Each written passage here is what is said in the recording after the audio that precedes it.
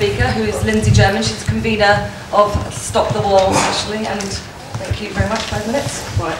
Okay, thank you very much, everybody, for coming. And I'd just like to congratulate everybody who's been involved in this campaign, because this is a very, very important campaign. It's a campaign that we haven't seen for many, many years. Every generation, you could say, has its cause. In the 1930s, people used to collect for Spain and for the Republican side of the Spanish Civil War. In the 1950s and 60s, people campaigned against the British Empire and colonial rule around the world, in Africa and India and all these places. In the 1960s, people campaigned about Vietnam and then about apartheid, and apartheid was the big campaign of the 70s and 80s. And now we have the question of Palestine and the question of the wars that they're taking us into. And it seems to me that it has this importance because precisely for the sort of reasons that Mira has said, that when you look at every single campaign you ever start off, you're always told the same things. You're always told it can't work, there's no point in doing anything because you can't change anything. You're always told you're in a minority. You're always told nobody will listen to you. But actually, if you look at all the past campaigns, you find out how right you were. Who now defends the British Empire? Who now defends America's role in the Vietnam War? Who now defends apartheid? I mean, the first demonstration I ever went on was in 1969 against it was called the Stop the 70 tour. There was a tour of the South African rugby team, which was an all-white team. Black athletes were not allowed to compete for South Africa because of apartheid anywhere internationally. And this was a great scandal which mobilised tens of thousands of people on all these demonstrations. Nobody now would defend that, but at the time, all the media, many of the politicians, all these people did defend it. So don't worry if now you're in a minority. Actually, I don't think you're in that much of a minority. I think the majority of people in Britain are horrified about what's happened in Gaza. But don't worry about that. If you're right, then actually you will build a campaign where more and more people understand that you're right, where you educate and mobilise and organise, and people therefore think it's the right thing to do. And it seems to me this is the most important thing, because when you look at Gaza, Gaza isn't the only catastrophe going on around the world. It may not even be the worst catastrophe, and I'm not trying to minimise any of these things in terms of the number of people dying or suffering. There is terrible suffering in Somalia and the Congo. There is terrible suffering among the Tamils in Sri Lanka. There is terrible suffering in many parts of the world. Why is it that people are mobilising around Gaza?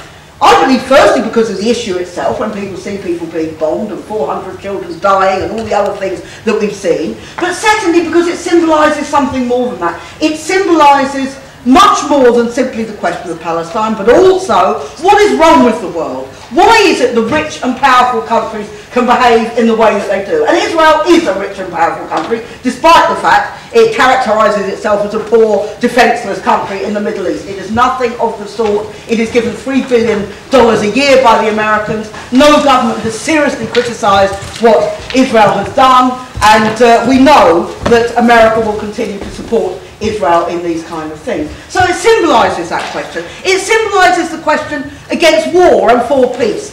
And it symbolises the idea that you cannot have racial discrimination and religious discrimination, which is what is going on in the Middle East. So all these things means it is a very, very important symbol. Now, people have talked already, and no doubt other people will talk about what is happening in Gaza and what the question to do with the Israelis are. I'd like to make a couple of points in the time that I have. Firstly, you have done a very, very brave thing by occupying your colleges. You have actually won demand, which is, you know, you might not think that's the greatest thing in the world, but most people who occupy colleges don't always win their demands. It took us years to get this investment from South Africa.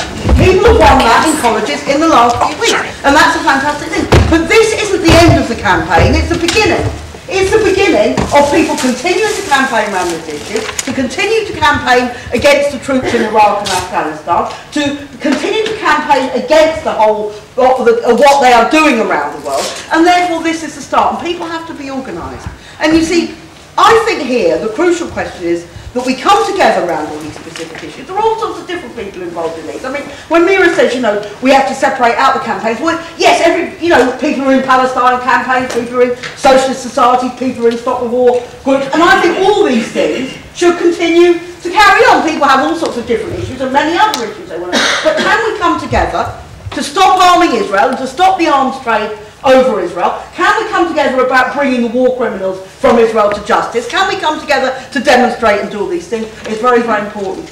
Crucially important to that, it seems to me, is that we keep organising. We have on April the 2nd a demonstration where all the heads of state will be in London, including Obama, but including all the other, the 20 nations, 20 richest nations of the world will be there. We are going to demonstrate. Our slogan is, yes we can free Palestine, yes we can get the troops out of Iraq and Afghanistan, yes we can abolish nukes, yes we can. I think that has to be our starting point, that we have the power to change it. So I would urge everybody to keep campaigning, and don't just do it in the colleges, you know. There are trade unions who will support you, and maybe give you money if you're lucky, but who will give you support. The Muslim community, I don't think you should just stay in your college.